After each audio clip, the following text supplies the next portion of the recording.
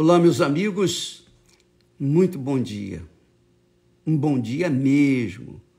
Que o dia de hoje seja exuberante, um dia de vitórias, um dia de alegria. Mas o dia de alegria, de vitória, não tem sabor se não houver paz. É ou não é? É a paz que traz alegria.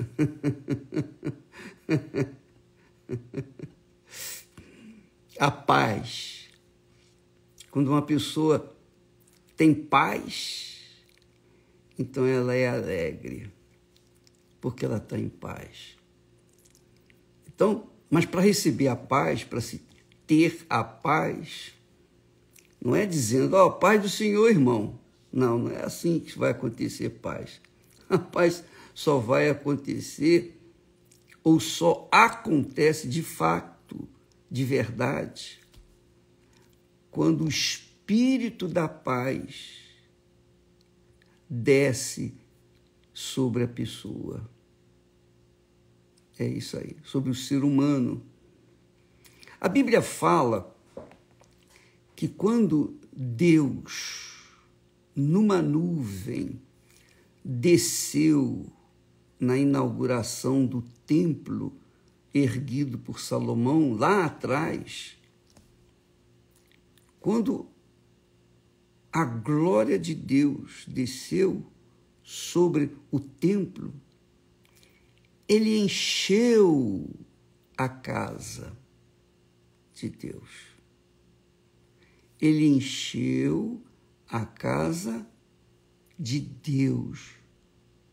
Deus ocupou todos os espaços daquele templo. Só que aquele templo foi construído de pedra. E, obviamente, tudo o que é construído da terra vai ser destruído, e foi destruído.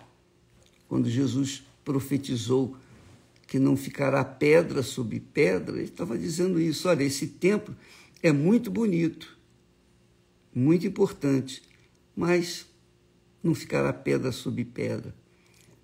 Por que não ficou pedra sobre pedra? Porque a origem era terrena. Embora a presença de Deus enchesse aquela casa naqueles momentos, ainda assim, depois, quando a presença de Deus subiu, aquele lugar ficou para ser servido como a casa de Deus.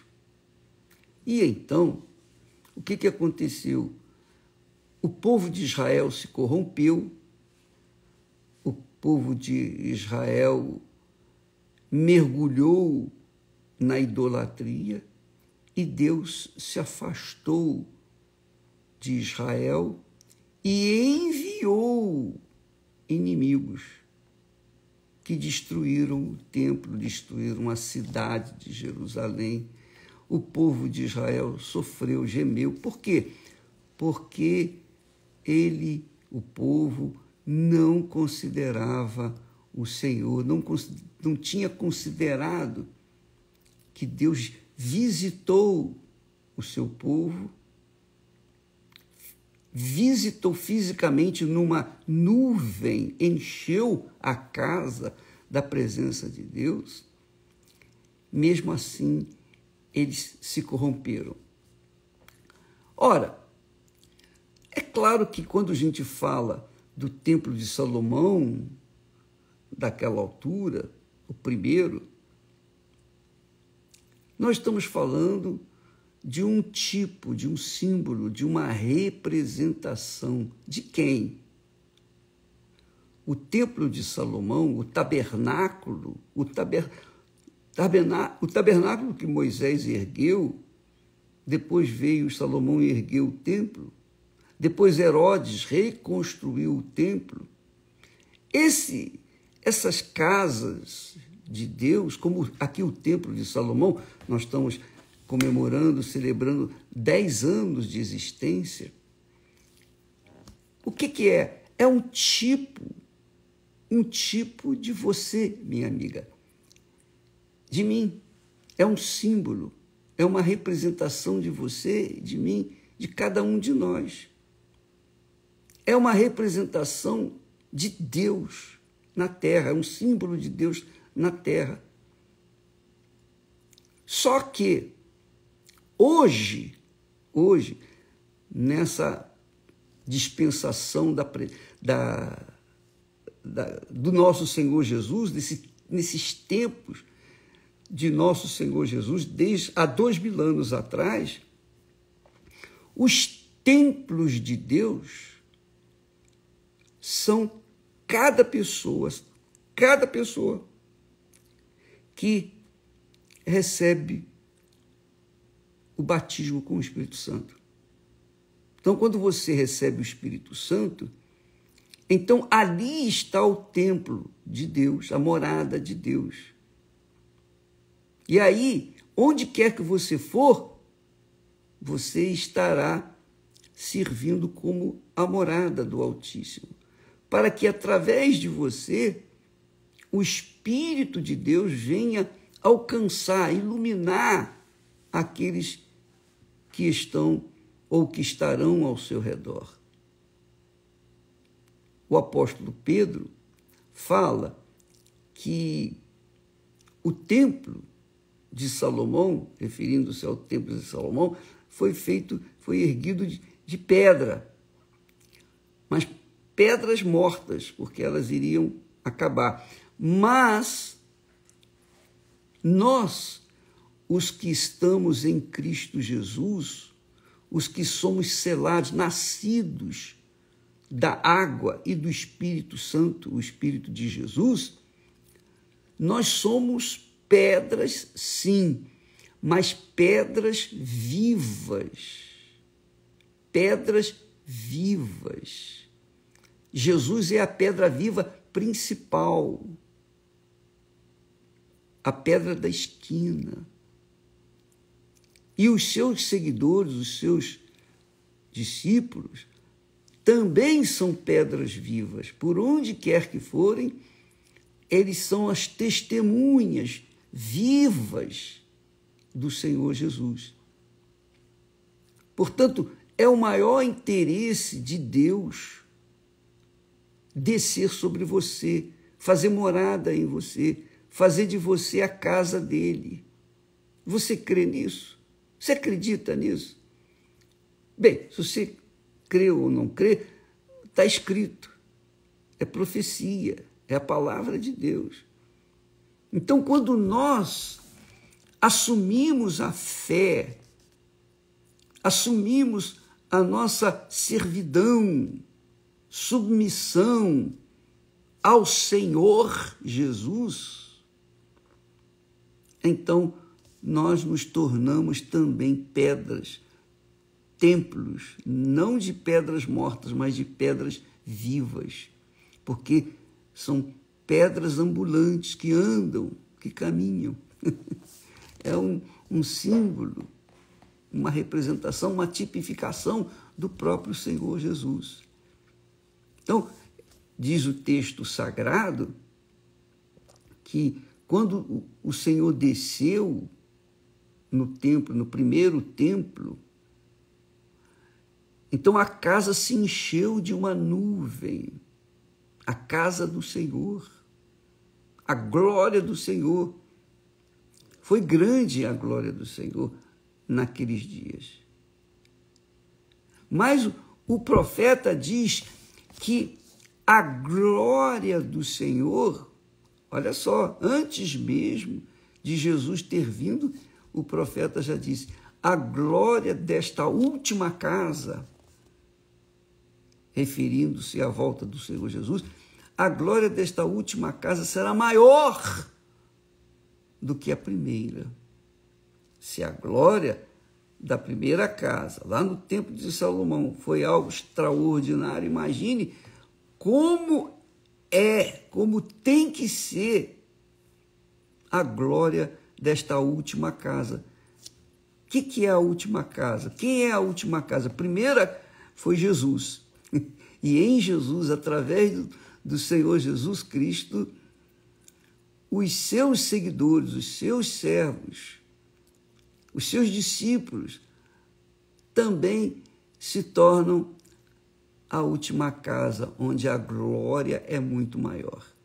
Está aqui escrito: a glória desta última casa será maior do que a primeira. Então, hoje, quando uma pessoa recebe o Espírito Santo, ela é a casa de Deus, é a glória de Deus está ali com ela. E não sai. E não sobe e desce igual o elevador, não, pessoal. Não é aquele Espírito que vem, que vai, que vem. Não! O Espírito Santo, quando desce, é para morar, para viver, para guiar, para levar aquela pessoa a testemunhar de que Deus existe e que está sempre pronto para ouvir o clamor dos que o invocam com sinceridade. E aí, veja só, o texto diz assim, presta atenção, a glória desta última casa será maior do que a da primeira, diz o Senhor dos Exércitos. E neste lugar, quer dizer, nesta casa de pedra viva, que é a pessoa selada com o Espírito Santo, neste lugar darei a paz, diz o Senhor dos Exércitos. Então, quando uma pessoa recebe o batismo com o Espírito Santo, a primeira coisa que acontece, ela sente, ela tem percepção assim visível, palpável, ela tem paz. Mas não é um momento de paz, não, ela tem uma paz inefável, uma paz inexplicável, uma paz infinita, eterna. Ainda que ela, no seu exterior, venha ter tribulações, lutas, ainda assim, dentro dela há paz. O Senhor diz, neste lugar, nesta nova casa, ou melhor, nesta última casa, quando a pessoa recebe o batismo com o Espírito Santo, por exemplo, agora é a nova casa, é a última casa. Sabe a última moda? Sempre tem uma última moda? Pois bem, a última casa é o último lugar que Deus desceu para fazer morada. E quando ele desce, a paz. Está aqui escrito, e neste lugar darei a paz, diz o Senhor dos Exércitos. Aí você diz assim, bispo, presta atenção, eu fui uma pessoa cheia de problemas, eu fui uma pessoa muito pecadora, eu tenho sido uma pessoa pecadora. É possível receber esse Espírito, o Espírito da paz, o Espírito Santo, ter a glória, porque a glória da última casa é o Espírito Santo. Então a glória, o Espírito Santo, na pessoa, hoje em dia, é algo extraordinário, maior do que foi na época do Salomão. Aí a pessoa pergunta, mas então, eu sou uma pessoa que errei muito na minha vida, eu tenho condições de receber o Espírito Santo? É possível, é possível. O Espírito Santo, quer dizer, a glória da última casa, o Espírito Santo, ele sempre está disponível para todos. Todos, gregos e troianos, evangélicos, católicos, espíritas, muçulmanos, judeus, arábios, seja lá o que for, a pessoa pode ser o que for, árabe, né? Não importa, não importa. Desde que ela venha submeter a sua vida, sua alma, suas vontades, seu coração ao Senhor Jesus Cristo. Então, quando a pessoa recebe Jesus como seu único Senhor e Salvador, então essa criatura se torna limpa, lavada, purificada, porque Jesus deu a vida dele. Jesus deu o sangue dele para lavá-la, para purificá-la. Jesus a comprou com o seu próprio sangue. Então ela está livre do seu passado triste, do seu passado pecaminoso, do seu passado errado. Ela fica livre, perdoada. E ela sente isso. Ela sente essa liberdade, literalmente. Ela sente algo extraordinário quando ela se rende, quando ela se entrega, quando ela se submete sinceramente para o Senhor Jesus. Aí, o próprio Senhor Jesus, para não deixá-la órfã, dá o Espírito Santo.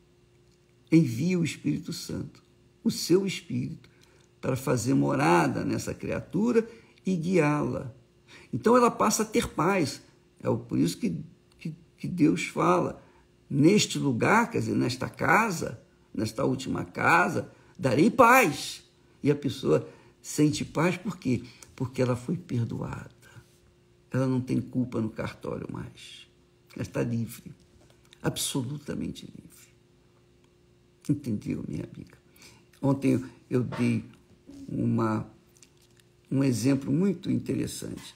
Quando uma pessoa precisa de um empréstimo e não tem fiador, ninguém quer ser fiadora dela, então o que acontece? Ela vai na Caixa Econômica, pelo menos ia no meu tempo, antigamente, não sei se ainda funciona hoje, mas seja lá o que for. Ela ia na Caixa Econômica, como eu fiz, pegava uma joia que, digamos, que vale R$1.000. Então, eu deixo a joia lá na Caixa Econômica, empenhada, e eles me devolvem o quê? Eles me emprestam R$400. Então, eu fico devendo R$400 para a Caixa Econômica. Só que, se eu não pagar no dia que combinado, se eu não tirar a joia de lá, se eu não devolver os R$1.000, eu perco aquela joia. Então, muitas pessoas perdem as suas joias. Por quê? Porque no dia não tem o dinheiro para pagar. Veja só, Jesus veio ao mundo resgatar você da Caixa Econômica do inferno. Jesus veio a este mundo dar a vida dele para resgatar você que está preso numa dívida com a Caixa Econômica ou com o diabo, quer dizer, preso no pecado, preso na vida errada. Então quando a pessoa aceita, porque a pessoa tem que aceitar, é um negócio entre duas pessoas, entre ela e Deus. Se ela se submete, de fato, sinceramente, de todo o seu coração, ela se entrega, então Jesus paga o preço e resgata aquela criatura, tira ela daquela gaiola, ela fica livre da prisão. E aí sim, uma vez livre, ela recebe o Espírito Santo. Ela recebe o batismo com o Espírito Santo. E o batismo com o Espírito Santo é a glória da última casa. E o batismo com o Espírito Santo é a paz dentro dela. Ainda que ela venha ter lutas, dificuldades, tribulações, mas a paz está lá dentro, que é o sinal da presença de Deus, porque ela foi perdoada, ela está livre. Ela tem o salvo-conduto do próprio Deus. Entendeu, minha amiga? Você está entendendo por que é importante você investir toda a sua força, todos os seus pensamentos, todo o seu coração, toda a sua alma, tudo, invista tudo no recebimento do Espírito Santo. Porque quando você recebe o Espírito Santo, você deixa, isso é legal, hein? Isso é muito forte. Você deixa neste mundo, você perde a imagem terrena, aquela imagem de papai e mamãe que você trouxe desde o nascimento, que nós trazemos desde o nosso nascimento, nós perdemos. E então carregamos a imagem de Deus. Isso eu vou falar amanhã. Amanhã eu vou explicar sobre isso. Você deixa a imagem terrena e passa a ter a imagem do celestial. Amanhã estaremos falando sobre isso, para que você não fique com muitas informações e se esqueça do principal, tá bom? Deus abençoe você. Hoje à noite, nós temos a terapia do amor. A terapia do amor não é mais uma reunião, não é um movimento. A terapia do amor é uma escola onde se ensina a amar um ao outro, onde se ensina a considerar o outro, especialmente no que diz respeito ao casamento, marido e mulher. Então, se você é uma mulher que tem problemas com o seu marido, ou você tem problemas com a sua esposa, você não sabe lidar, não sabe administrar esse problema com ela, esse é um problema espiritual. Então, logo mais, às 20h, o bispo Renato e a Cristiane, eles estarão ensinando você a lidar com essa situação, dando a direção de como você deve considerar, tratar, lidar com o seu cônjuge. Logo mais. E isso só pode ser feito por quem é bem casado. Eles são bem casados, 33 anos de casamento. 33 anos de casamento. Então, eles têm algo para passar para vocês. Então, eles estarão hoje, às 20h, ensinando a amar. Porque ensinar a amar é ensinar a lidar um com o outro. Isso é muito forte. Ensinar a amar, ou melhor, amar é você dar, é você considerar, é você saber como lidar com a pessoa amada. Hoje à noite, aqui no templo e também nos principais templos espalhados por esse mundo afora. Deus abençoe e até amanhã, em nome do Senhor Jesus. Amém.